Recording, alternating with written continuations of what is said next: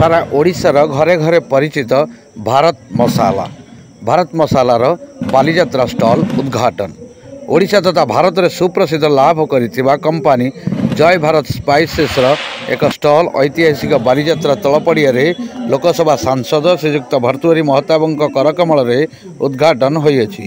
यह उद्घाटन कार्यक्रम में जय भारत स्पाइसेस कंपनी अध्यक्ष श्रीजुक्त सुरेंद्रनाथ पंडा, एमडी सुशांत कुमार पंडा, बीजेपी नेता श्रीजुक्त ललाटेन्दु बड़ू, पीआर आशीष मंथन, जीएम अश्विनी और अरुण कुमार नायकों समेत भारत मसलार बहु कर्मचारी प्रमुख उपस्थित थिले।